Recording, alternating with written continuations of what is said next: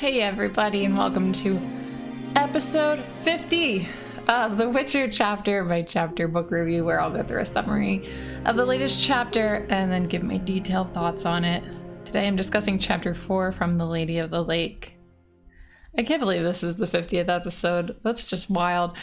I was thinking about trying to do something special for this episode because it's number 50, but I didn't have any ideas. I wanted to do something. Nothing came to mind. Nothing that I thought would be that entertaining. So yeah, we're just gonna do a usual typical episode.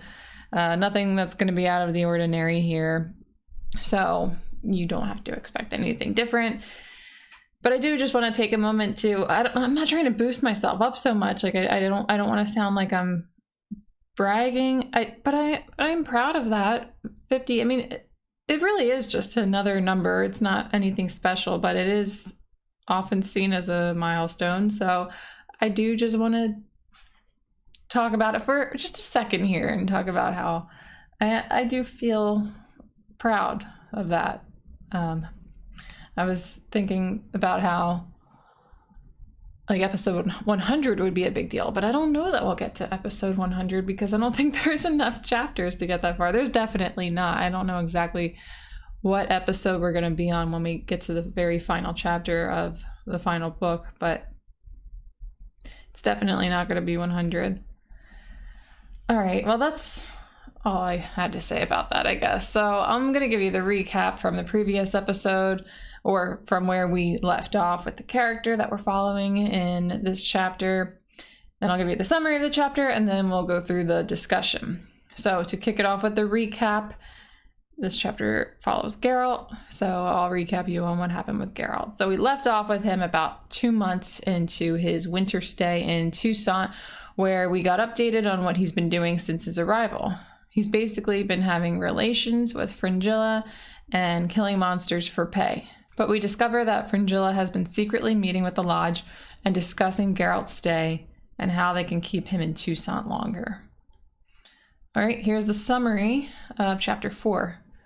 Geralt goes into underground cellars to search for a monster when he stumbles upon a room that allows him to listen in on a conversation between Stefan Skellen and other conspirators plotting to overtake Nilfgaard and kill Emperor Emhyr.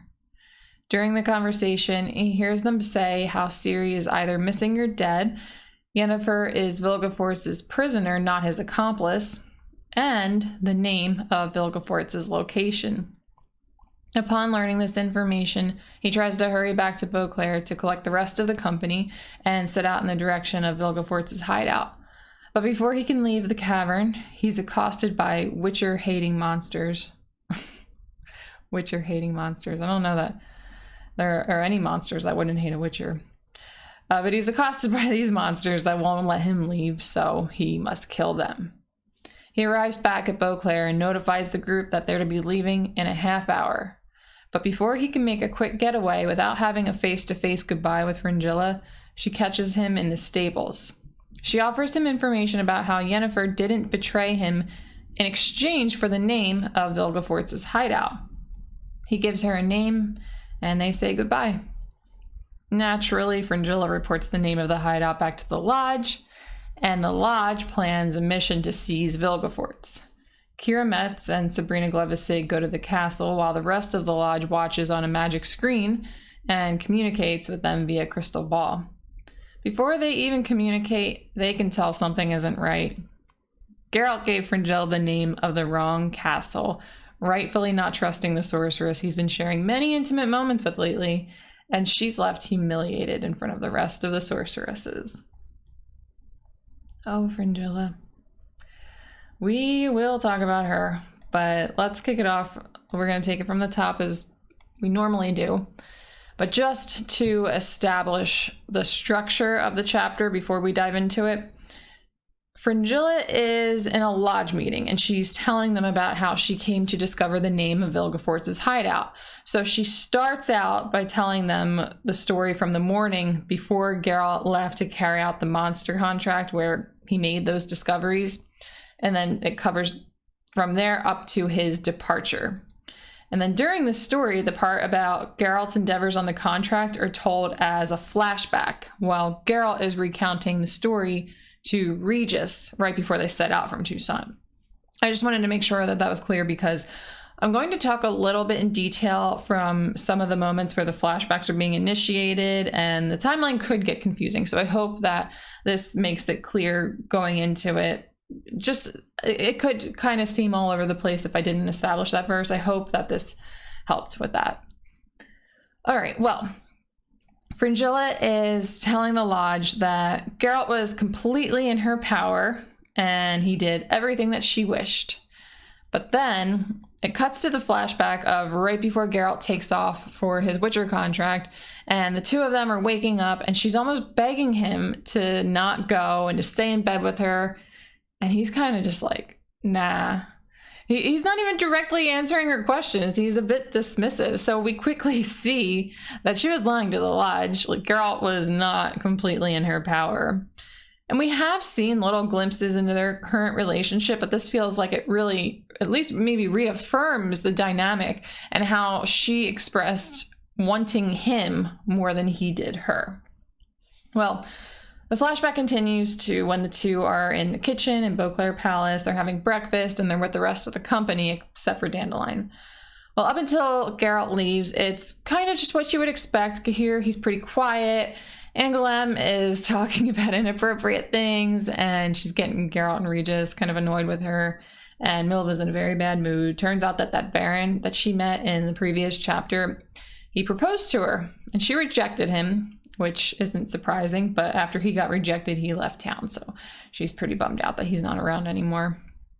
But we actually get a little bit of an update during this part on Geralt and Dandelion, and I wanted to talk about this because in the previous episode, I discussed the disagreement that they had and how I wasn't sure if they made up since it took place shortly after they first arrived in Beauclair.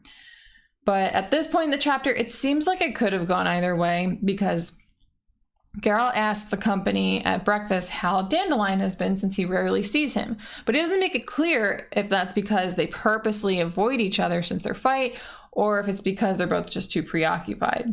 But the group says that they rarely see him too, but they've heard that he started calling the Duchess Little Weasel, even in front of other people. And Angoulême actually points out how, based on the Duchess's appearance, that's an apt name for her. It's mean, but it's kind of funny. Angoulême has actually become a really funny character. I really enjoy it when she is talking in the chapters.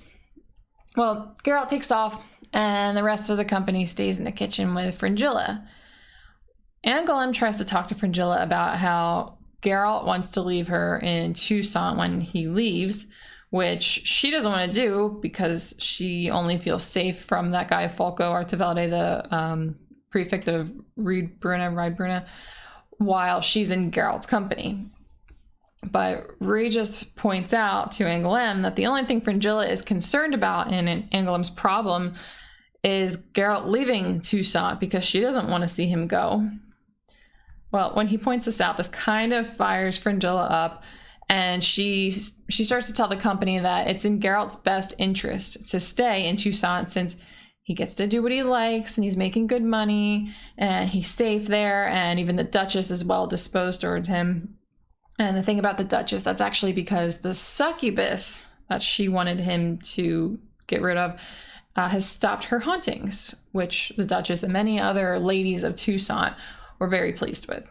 But then Fringilla quickly brings up how she heard about the succubus recently seen with what could have been a vampire. She says this very specifically to Regis, so I don't know if she knows he's a vampire or if it was just a coincidence. It kind of seemed like she might know.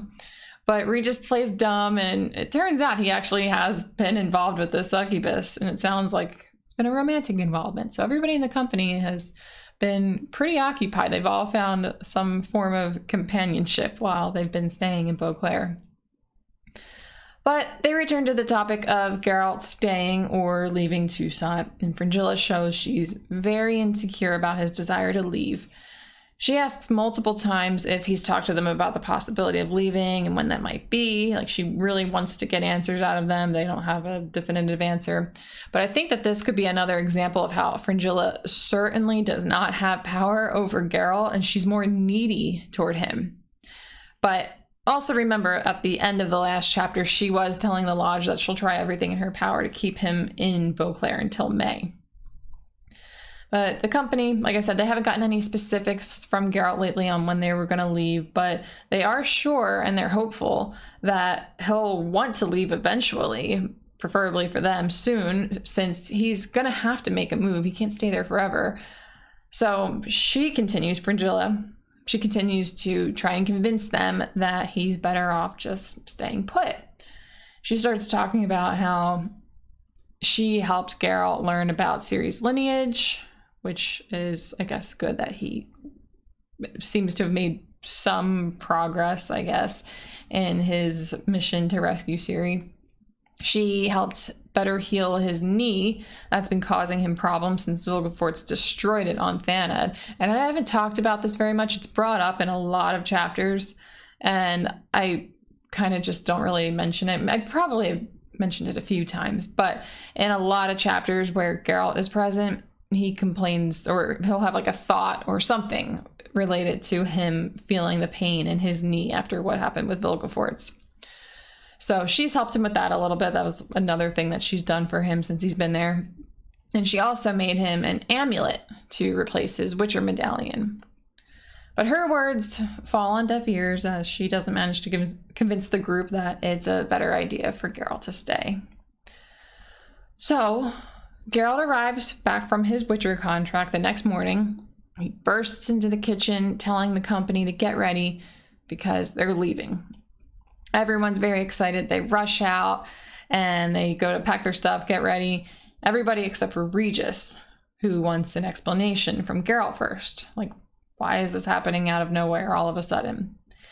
Well, this is where the flashback to the Witcher contract to Pomerol Vineyards begins. So Pomerol Vineyards is where Geralt headed to complete this contract, and this is where he got that information. So he rides there, and he's with the steward of the vineyard. He met him somewhere, and they ride to the vineyards together.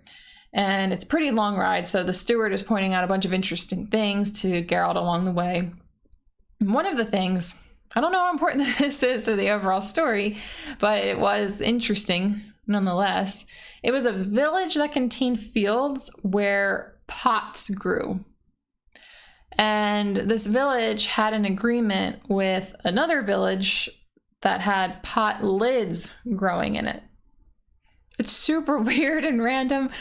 It's so out there, even though it doesn't seem very important. I had to talk about it for a second, but moving on. They arrive at Pomerol, and there are some merchant wagons, and Geralt asks why merchants would be there instead of in Beauclair. And the steward explains that the merchants choose not to stay in Beauclair because there's a lot of fun going on all the time. Like, there's parties and drinking and merriment, and people who overindulge in those kind of things, they grow stupid when they should be focused on important things like achieving their goals. And Geralt says to this that he's gained a great deal from their conversation. So I think this woke him up a little bit to the fact that he's been hanging out in Beauclair for too long without working toward his mission to find Ciri. But this realization, it doesn't really matter too much anyway, considering what's about to come for him. Well, he talks to another employee of the vineyards so that he can get more details on the monster that they're hiring him to take care of, and then he heads into the cellars. Well, in the cellars, he gets in there, and a gremlin rushes past him, and he tries to go after it, but then he falls through the floor, and then he lands in this space that leads to caverns that eventually lead to a small room. And he's drawn to this room by voices he suddenly started hearing. And in this room, there's what's described as 4 enormous brass pipes with their ends flared out like trumpets, and they're on the wall. And there's a chair in front of them with a skeleton in the chair. So Geralt notices the voices were coming from the pipes, and then he moves the skeleton and he begins listening. So he's hearing a conversation taking place between Stefan Skellen, Ardal Epdahi, I don't know if that's how you're meant to pronounce that last name, Dahi, but that's the only way I could think that you should pronounce it, so that's just what I'm going to call him. So Stefan Skellen, Ardal Ap Dahi, Joachim de Wet, and some people called Luvarden and Brane. Also, I don't know if that's how that name's meant to be pronounced, but we've never heard of Luvarden until now, and the name Brane was just kind of thrown out there like 2 times, but we of course know Skellen, and we've heard mentions of Dahi and de Wet before. So just a reminder really quick of what we've heard, because they were very quick mentions. These 2 guys are Nilfgaardians who are to be leading the 2 army groups in the spring attacks against the north. But both of them were severely offended by Emperor Emir's rejection to marry either of their daughters. And that rejection came in the form of what's supposed to be Ciri, him being engaged to marry this fake Ciri.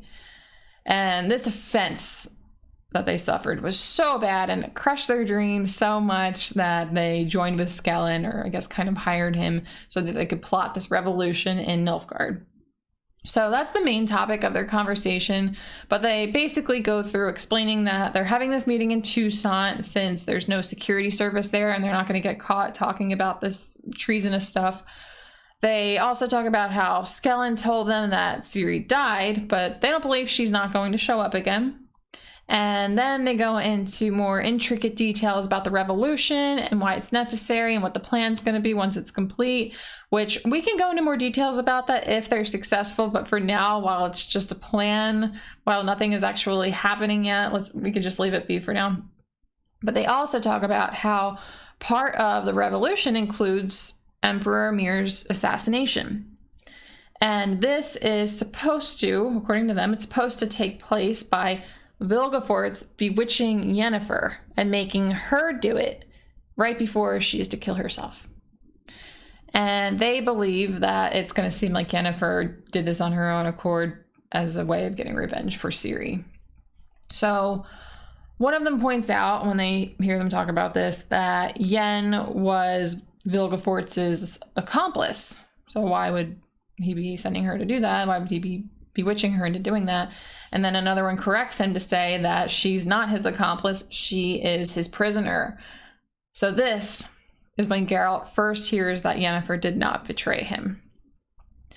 Well, then the conversation comes to a close right after Skellen, as a gesture of sincerity and demonstrating that he can be trusted by the group, he tells them the name of Vilgefortz's hideout. Geralt hears that, of course, and then he takes off to grab the company from Beauclair and head in that direction as quickly as he possibly can. But boy, talk about the right place at the right time. Like, is he extremely lucky right now? There cannot be any reason other than a huge coincidence that Geralt stumbled upon this meeting and got this information. In such a random place, too. It's wild that he just happened to be there when they were talking about this. And then in a room that let you listen in on the room that they were in. Like, what? Well, I mean, I guess it's a good thing. But the unfortunate thing here is Vilgefortz doesn't have Ciri, which Geralt probably, like everybody else, believes that he does. So he thinks he's going to go there and get Ciri. But Vilgefortz does have Yennefer, so at the very least, Geralt can try to save her.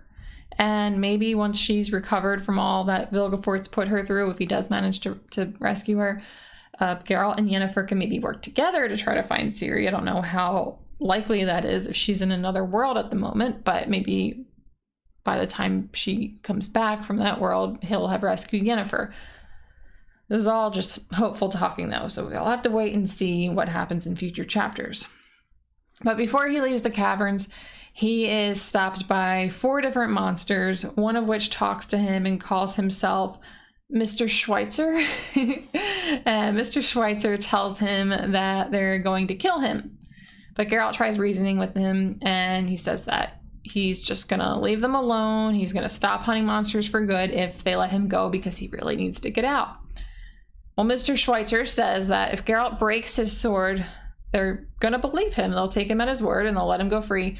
Or not at his word, they'll take him sincerely because he broke his sword, and that's proof enough. So he does that. He uses an illusion, though. to break his sword. He makes it look like he did that.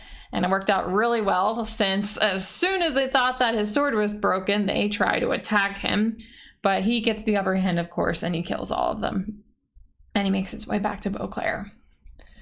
So the flashback created by Geralt telling Regis what happens ends at this point, and we return to the flashback that's created by Fringilla telling the Lodge how she got the information out of Geralt. So that starts with her catching him in the stable as he's trying to leave, and he's trying to leave without saying goodbye. At first, she reacts like she's very mad, but then she softens and she asks him to stay. And when it's clear that he's definitely not going to stay, she tells him that she will trade him information for the name of Vilgefortz's hideout. Right then and there, Geralt should have been like, wait, why do you care about that? What's that got to do with you at all? He doesn't react that way, though, which is surprising. You'd think that the only reason she would want to know that from anybody beside Geralt would be to help him out, to give him that name. But Geralt has the name and she's asking him for it, and there shouldn't be any reason for him to believe that that's a normal thing, that she would want to know that. So yeah, he doesn't react that way. He basically denies her this information until she gives him the information that she was offering, which is that Yen did not betray him and that she was Vilgefortz's prisoner. And I guess since he just found that out himself, that's why he doesn't really express anything to her other than, oh, thank you. But I would have thought he'd be like, how the hell do you know that, Fringilla? Like, where would you have gotten that information from? He doesn't know about the Lodge. He's not aware of that. So he should be really confused and thinking like, okay, something's up here. Fringilla wants information. She's got information. What in the world is she doing? Like that, he should be pretty suspicious of that. But he's not. And he goes to give her the name, but he gives her the name of the wrong castle, which is honestly pretty fantastic. And she reports that incorrect name. It's called Rice Rune Castle or Rice Rune Citadel. She reports it back to the Lodge, and they're all very excited by this knowledge. They waste no time acting on it just to discover that the castle was empty and Geralt deliberately misled her. So at first, Fringilla looked like a hero to all the sorceresses, just to end up looking like a huge fool. And I don't feel bad for her. Geralt, it's kind of complicated, but Geralt clearly did not show her the same love and affection that she showed him. She seemed very needy, and he seemed a bit neglectful and indifferent, and he even called her by the wrong name a couple of times. So I'm inclined to believe that she was not 100% using him. We do know that she was using him for the Lodge, but I don't think it was completely with that motivation. I think that some of her feelings were legit. So that makes me kind of want to feel sorry for her, because not only would that be super embarrassing, but like she was made to feel humiliated because somebody that she really cared for didn't trust her, and he rightfully didn't trust her. I believe that 100%. But that's the thing. I that's why I don't feel bad for her. I almost want to, but I don't, because she was betraying him. So screw you, Fringilla. So as Geralt's leaving Toussaint, he's talking to his friend, the Knight Reynard, and Reynard says something about showing him maps that had castles on them. Geralt cuts him off. He doesn't want him to talk about that ever again, because this is where we learn how Geralt came up with the wrong castle. So it's pretty important that Reynard doesn't repeat that. And then Dandelion hurries up to the group on his horse so that he could say goodbye, because he's officially decided not to continue with them. And I think that's probably for the best. If they're going after Vilgefortz, I really don't know what Dandelion could do except for die. Like, Vilgefortz kicked Geralt's ass, and Geralt's a really, really good fighter. So he is not one that's going to be easy to take on. And I'm honestly even a little bit worried about Cahir, Milva, and Golem, because even though they have experience with weapons and defending themselves. They're still only human, but hopefully the Witcher and the vampire will be able to work together enough to overtake Vilgefortz, and the humans in the company can just offer a helping hand in some way. And Dandelion really probably couldn't have done anything. Like Cahir, Milvan, and Glenn, they're human, but they are more knowledgeable and skilled when it comes to combat than Dandelion is. But they still have to get to Vilgefortz first, so let's back it back up. Dandelion, in this moment, he gives Geralt money that he stole from his little weasel, and Geralt gives Dandelion a letter for Dijkstra. And Dandelion is surprised by this and says he doesn't know how to get this letter to Dijkstra, but Geralt's sure that he'll figure it out. But that's all they say about the letter. He doesn't say what's in it. I'm super curious. I would love to know why Geralt is suddenly writing a letter to Dijkstra. I don't know if it's an apology or what, or he's trying to lead him off the scent with some other similar tactic like he did with Fringilla. I don't know. But that's, we'll hopefully get to find the hint out in the future. But anyway, Geralt and Dandelion are parting on good terms, which is great because I didn't like the thought of them not being friends anymore, and I wasn't sure how things ended with them when we last saw them communicating in the previous chapter and they had that big disagreement. That was really sad to read. So it's good that when they're parting ways, and I'm sure they'll see each other again, hopefully. It's good, though, that they are doing it without any bitterness between them. All right, well, that pretty much covers the chapter, so I'll go into the closing thoughts. The company is heading out to get Vilgefortz, thinking that that's going to get them Ciri. At least now there's a chance that Yen can be rescued, since otherwise it did not seem possible. I really don't know how she would have made her way out of there. But hopefully they get there before she is forced to assassinate Emir, because if not, then she's going to do that and then die. But I'm sure if they make it, Geralt is still, he'll be happy to save Yennefer, but he's going to be heartbroken to learn Ciri isn't there.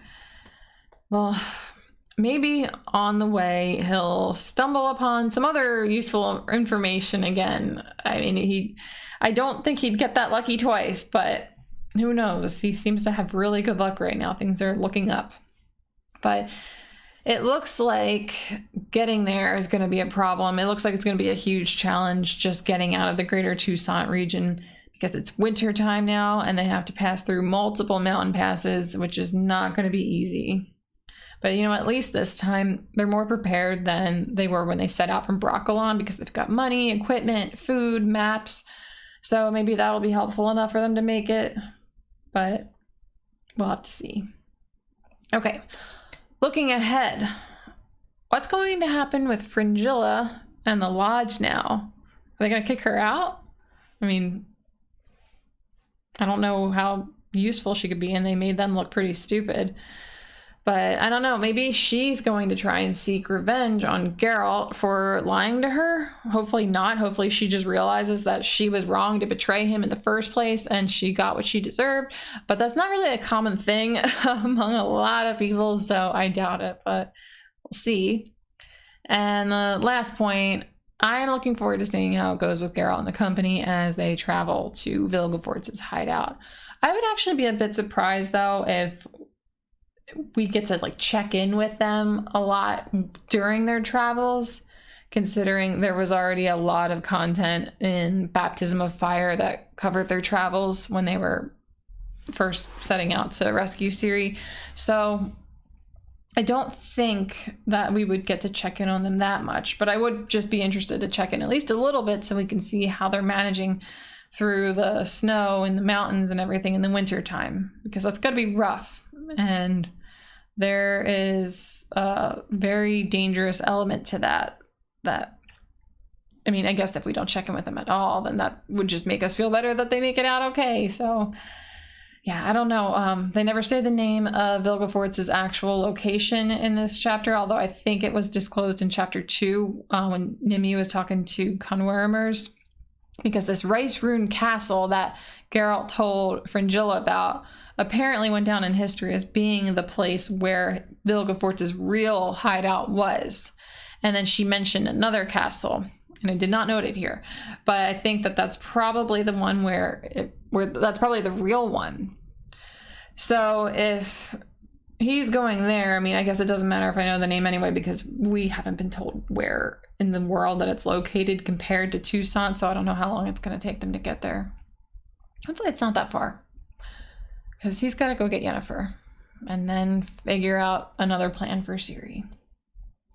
All right, that is all I have for you. So just to let you know, in case you didn't, these episodes are available on YouTube, Spotify, and Apple Podcast. Thank you so much for joining me. 50 episodes in, and I'll catch you in the next episode.